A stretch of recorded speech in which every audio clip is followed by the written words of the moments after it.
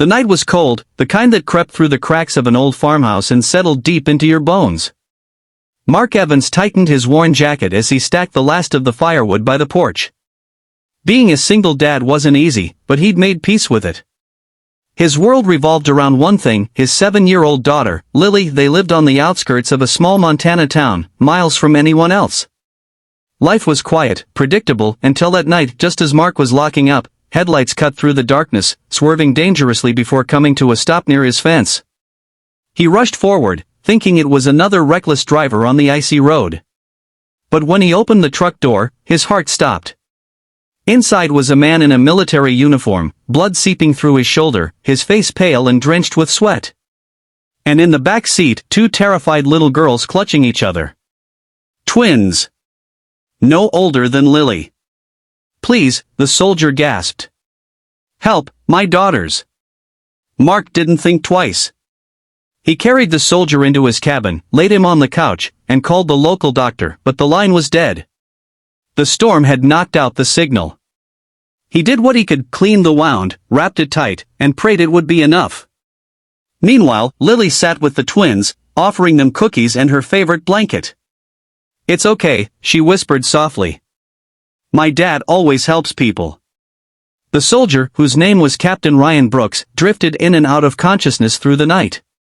Between fevered breaths, he muttered about being ambushed while driving to a nearby base, about losing his wife overseas years ago, about protecting his girls no matter what. Mark barely slept.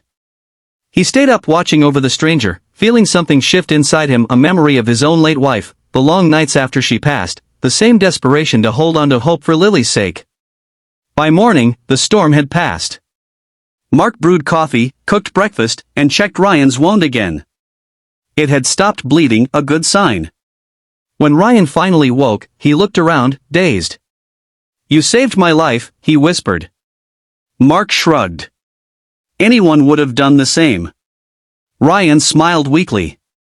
"No, not everyone would have opened their door in the middle of nowhere to a bleeding stranger and 2 scared kids." Mark just smiled back. "You'd be surprised what a dad will do for someone else's family." The day went on quietly. Mark offered to drive them to the nearest military base once the roads cleared. But before he could even warm up his truck, a thunderous sound filled the valley. Engines.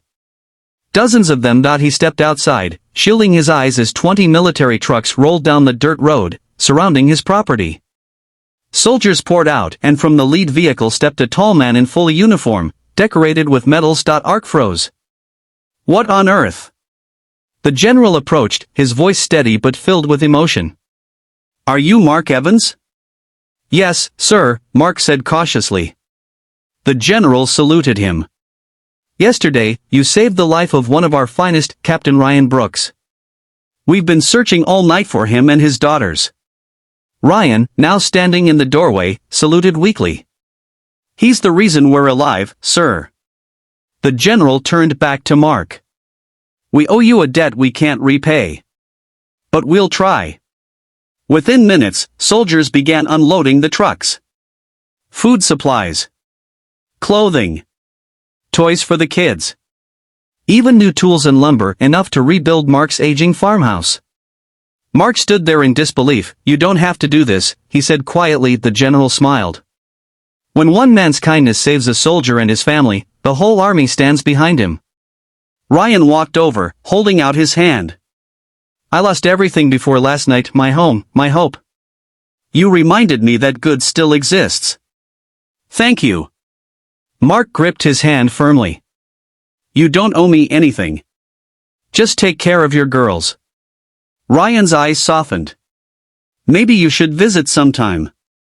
I think our daughters already made plans to be best friends." The 2 men laughed, and for the first time in a long while, the world didn't feel so heavy. Weeks later, the story spread across the country. A single father in Montana who saved a wounded soldier and his twin girls. People from all over sent letters, donations, and words of gratitude, but Mark never thought of himself as a hero. He just believed in doing what was right even when no one was watching. One evening, as the sun set behind the mountains, Lily sat beside him on the porch, looking up at the sky. "Dad," she asked softly, "why did we help them?" Mark smiled, wrapping his arm around her. Because, sweetheart, one day we might need help too. And kindness always finds its way back. She leaned her head against his shoulder, and for a moment, everything felt perfect, two families forever connected by one simple act of humanity, moral.